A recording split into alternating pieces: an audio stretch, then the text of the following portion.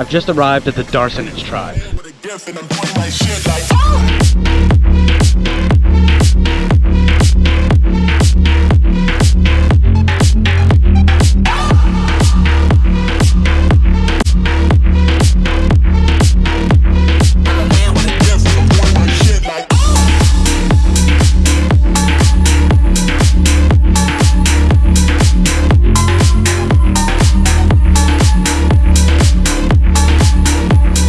Exit Strategy TV.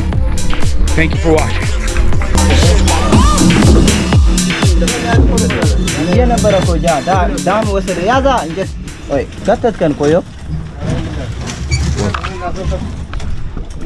Well, we're stuck in the trees. I think we're trying to turn around to get over this river. I mean, it's not nice getting these things in your head. Really stupid.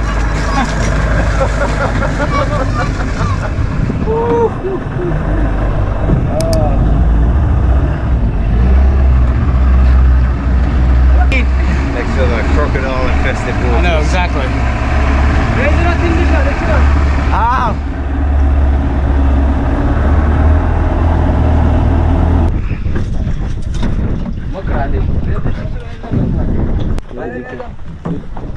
The strong man. So that's it. We're back on the other side. I'm walking through what feels like vast plains with these strange plants. A couple of these buildings that I'm not totally sure what they're used for, but I see some homes and things in the distance, and I believe that that's where the Daasanach head of households live. And it's actually quite windy. It's nice that it's windy because otherwise it would be incredibly hot. And if it's been anything like our other tribal visits, we would just be dripping sweat. Hello. Hi. This is a local Daasanach kid following us around. They're curious, as you can see. One let go of my hand. One's with Ben here. One let go. One, they don't want to let go. Hello. Hello.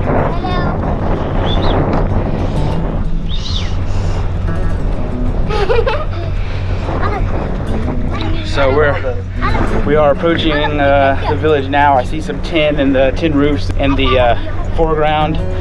Looks like a scrap metal community you might see in the deserts of California and Nevada. It's exactly what it reminds me of right now. But as I approach, we will investigate some more. Probably as we enter the village, we'll turn the cameras off. That's probably a good idea. And we will see what we see on the other side. The Daasanach people live along the banks of the Omo River, deep in the bush in South Ethiopia. Like the ethnic groups around them, they consider themselves a distinct group within a larger umbrella of competing tribes in this small region. The Daasanach are known for their colorful and distinctive beadwork, scarification, and semi-nomadic lifestyle. They build retractable shelters made from wood, sticks, tin, mud, and plastics, and any other debris that can fold up easily, placed on the backs of donkeys and moved with the seasons. They raise livestock like goats, cattle, and camels and engage in farming along the banks of the Omo River.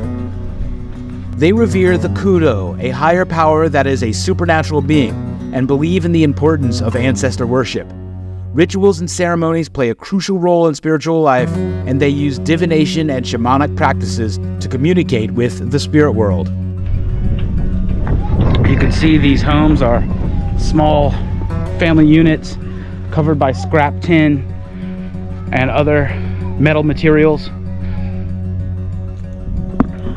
When the rainy season is finished, they will take all of this scrap metal off, put them on the backs of donkeys, and move the entire village to another part of the lower Omo region to graze their cattle, graze their goats. When the rainy season is over, this metal will come off, and they'll use wooden material just because it'll keep it cooler. This tribe reminded me of something out of a post-apocalyptic or dystopian sci-fi movie. Unlike the many tribes I have visited in rural Ethiopia, the Daasanach have been able to gather all sorts of disposed metals, gadgets, and electronics, metal scraps and sheets that are not so readily available elsewhere. It is unclear to me how they got these items, whether they were brought by tourists or scavenged from landfills, but they make use of every single thing that they can find.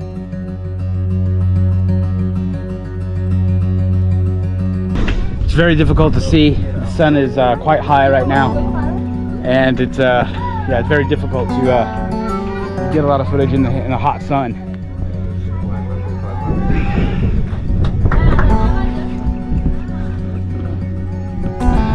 See some women here in the village are setting out some necklaces and things, probably for us, that they would like to sell. So I will buy a few of those from them and take that. This helps them with getting some of these materials, getting some of their cattle fed during seasons of drought, getting basic essentials for the needs of the people that live here. The heat is radiating off of this tin, and I can feel it. Thankfully, I have a hat, and there is a bit of a breeze blowing, so it's not too bad, it's tolerable. But these look super like post-apocalyptic, which I really love. It seems like they've really done very well gathering all of this tin, all of these metal scraps from God knows where.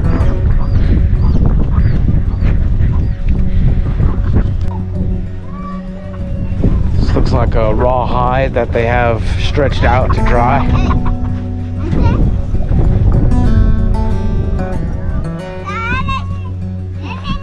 Indeed, their homes, metal domes that scatter the village like a circuit, evoke themes and motifs of a dystopian film like that of Mad Max with an Afro-futurism twist.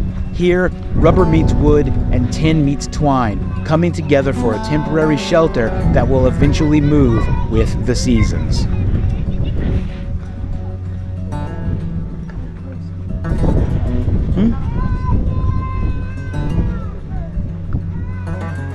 Dana.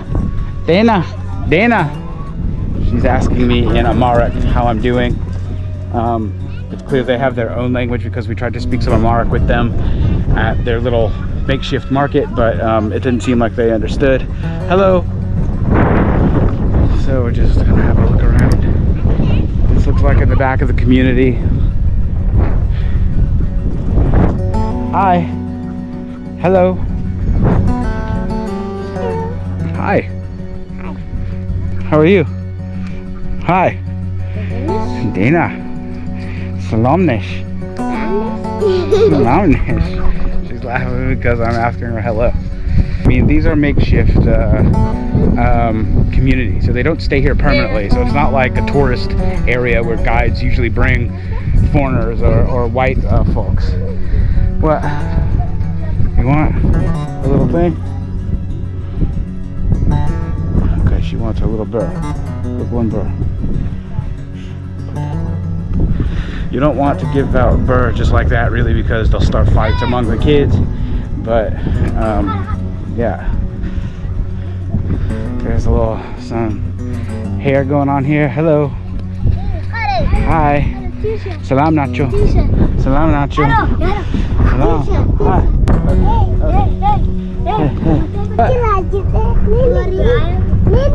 Look at this one. He won't let go. Okay, so we continue to walk through. This is an interesting structure. Let's walk over here. And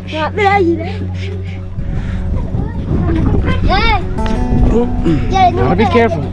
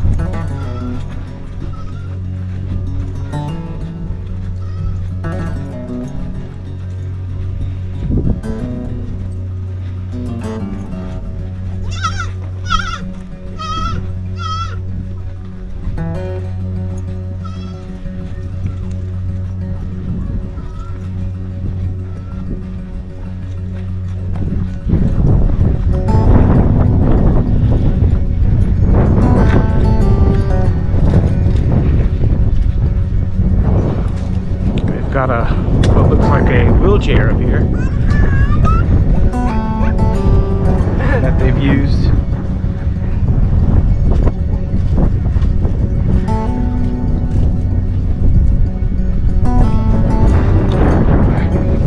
The Daasanach have a history of conflict with neighboring tribes, particularly the Turkana people in northern Kenya.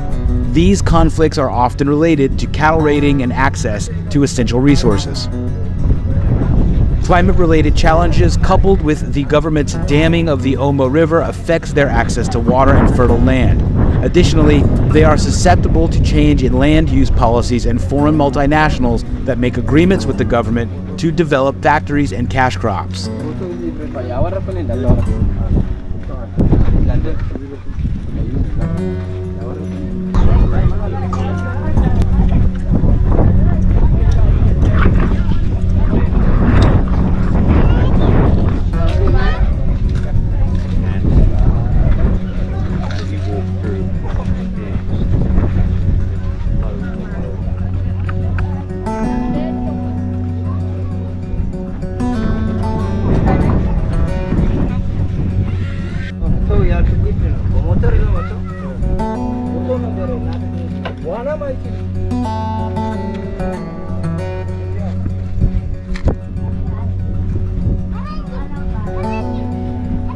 Ferengi!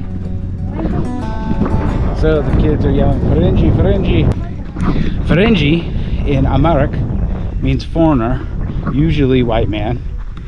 I've heard rumors that the reason they say Ferengi is because it was when the French had first come here and decided not to colonize the place, and they were trying to say French or Frenchy, French, and it became bastardized over a period of time to Ferengi. It's also, by the way, the name of the character on Star Wars, Ferengi, the species, where he had the rib thing down the not Star Wars, Star Trek. God, I'm an idiot, but anyway, that's where the writers for that show took the name. We're walking back. The tribe is following us because they want us to buy everything, but it's just very hectic. Anyway, this one's holding my hand. Now we're going back to the other side of the Omo River. We're leaving the tribe now. I know she really wants to sell me these cowbells, but I don't need a cowbell. Thank you, I'm so sorry, but I can't take it back. It's very heavy, and it's okay. So until next time, from the Daasanach tribe, this is Exit Strategy TV, signing off. So we're out here in the woods, and you can see that there are two small huts, just like we saw in the main village, but these look like fishermen who actually stay near the Omo River. I asked why they had these huts kind of so far away from everybody, and it's because they gather water, they get fish from the river. They probably might even operate some form of transportation or something here, but that's the reason why. So it looks like this is like the most shady, and this is where I would want to live if I was in this situation. If I lived in this tribe, I would want to be here in the woods along the banks of the river. Of course, there also comes some risks with that. Crocodiles. That's probably it. I mean, there might be a few other predators out here, but the only one that I have seen were crocodiles, and even the women were selling crocodile tooth necklaces. So certainly they've encountered them before, and yeah, anyhow.